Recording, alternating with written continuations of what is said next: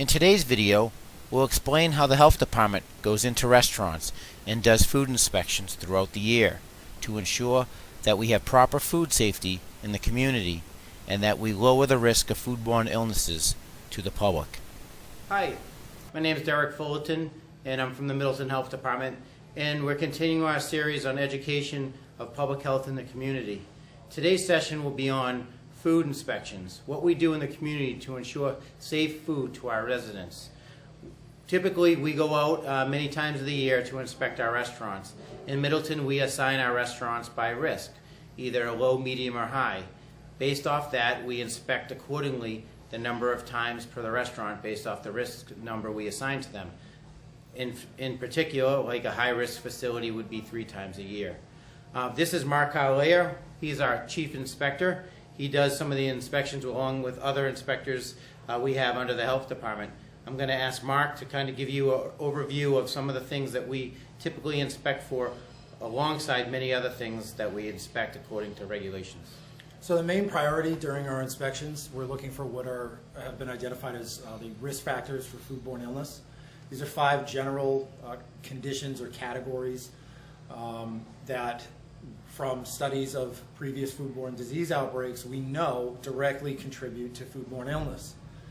So those 5 risk factors, it starts as the food comes through the door. We're looking for food that's coming from approved sources. So an approved source is a facility that's licensed to produce or manufacture foods and sell them to certain types of businesses. After that, we look at holding temperatures, either hot or cold. Food is not allowed to just sit around, food that requires refrigeration, I should say, is not allowed to just sit around on the counter between 41 and 135 degrees. It either has to be kept cold or it has to be kept hot. We look at cooking temperatures of raw meats. There are minimum cooking temperatures for raw meats in order to destroy bacteria and other organisms that can make you sick. We look for contaminated equipment.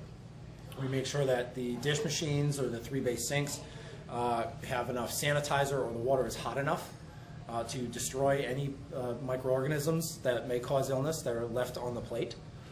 And finally, personal hygiene is of extreme importance. So we're looking at the food handlers, particularly things like hand washing is extremely important. Their hands can serve as a vehicle of contamination, spreading it from one place to another and one person to another.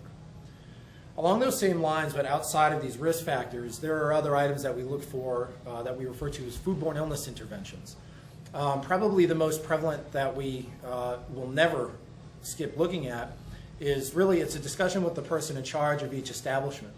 And we go over what policies or procedures they have in place to make sure that their employees know that there are certain times where if they're experiencing certain symptoms or are diagnosed with certain illnesses, that they're being reported to their manager and that they are being excluded from work to make sure that any of those diseases that they have or may have are not transmitted to the public.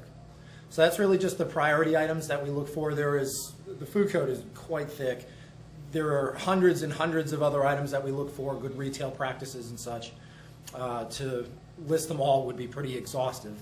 But just so you understand, those are the main priorities. Those rules also apply in your home. Keeping your food cold and keeping it hot and cooking your foods, your animal foods, to appropriate temperatures. Those are very, very important just to protect even your own family or your friends and guests. Thank you. So what happens on a food inspection, what Mark just described, is all those certain things we go in and look for. Our food inspectors go in, we document that on an inspection report. We give that report to the owner or the person in charge. There may be things that they need to correct, and they have a certain time frame to correct those. Those are things that you can come into our office and look at any past inspection report for a facility if you'd like to know that. So we do have records of our inspections, and we do follow a comprehensive inspection program to ensure that what goes in your mouth is safe. So we thank you for joining us on this educational series about food safety in the community. Thank you.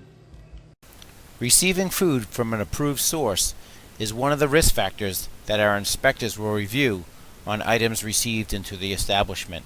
They'll ensure that the food comes from the proper source by looking at the labels.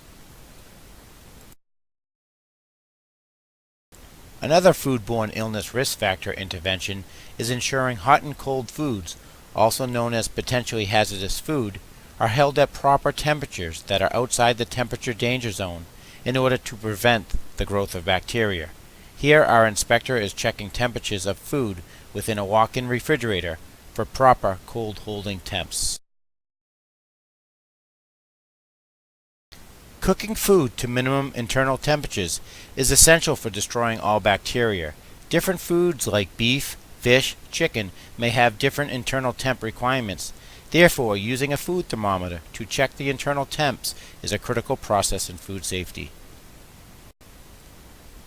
Here, our inspector is checking for the right concentration of sanitizer solution to ensure that proper disinfection of food equipment and surfaces occur.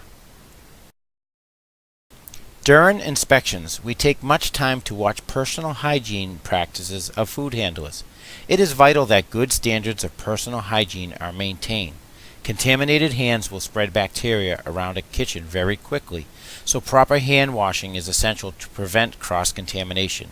Additionally, during the inspection, we ensure that food handlers are not working while they are sick. Thank you for taking the time to watch this video on food safety in the community of Middleton.